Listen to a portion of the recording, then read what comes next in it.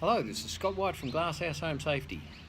Safety Saturday. Today I've got a video for you on answering a very common question. Why do I have to replace my smoke alarms just because they're 10 years old? And it's a fair question. If the testing company is still pressing the button and it's working, well, why should you need to replace it?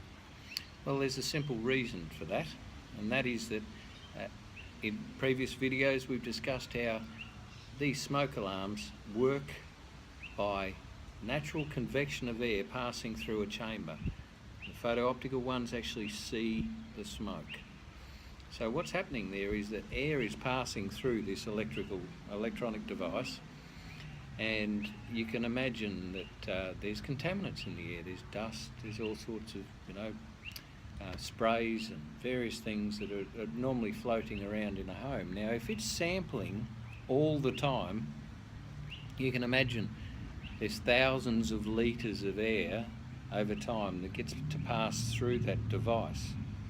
And they've got little gauze filters to make sure that bugs can't get in, and other big dust particles can't come in. So those gauze filters can just get clogged up. Basically, there's so much stuff coming through it. It's a filter, so over time it clogs up. So that would in effect stop air getting into the chamber if it was very, very, very dirty and blocking the air getting through. Now, that is one reason why I think some of the manufacturers' test methods of recommending that just pressing the button, and to me, a little bit dubious. It doesn't actually test that air gets into the chamber. It just tests the contact. So that's something that we do a little bit more thoroughly. We've got another method involved there, but suffice to say that thousands of samples a day over many, many days, up to 10 years, you can imagine that over time it would get less and less efficient. And not just that, but the air that actually gets into the chamber, you've got little optics in there that have glass coverings, and the contaminants can get on that glass covering and over time actually deplete its ability to see. So the alarm over time is getting less and less effective.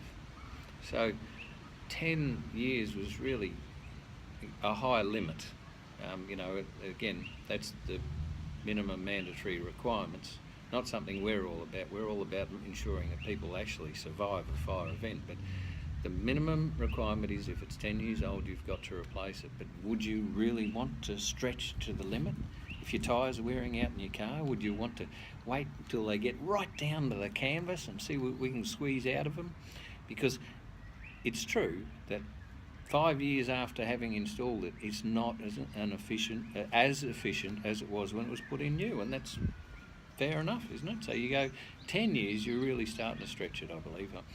I think you need to have a better test method that can ensure that air is actually getting into the chamber. When we come and do our fully comprehensive annual smoke alarm testing, one of the first things we do is to vacuum the outside to try and get any of those contaminants out. But yeah, the main thing is, why do you have to replace it? Well, one, because the code says every 10 years, but I'd recommend doing it even earlier than that. If you really, for the very low cost of a new alarm, I'd be doing them a little bit more regularly, or at least having a more practical way of testing it than just the button. You want to ensure that air is actually getting into the chamber. So that's why you have to replace them, even when they work, by pressing the button. So that's where we're different. See, we don't just look after, press the button, walk out the door. We genuinely care for the home occupants. We have a vision to ensure the fire safety of every Queensland home occupant. And thank you for listening. I'll speak to you on Toasted Tuesday. Have a good day.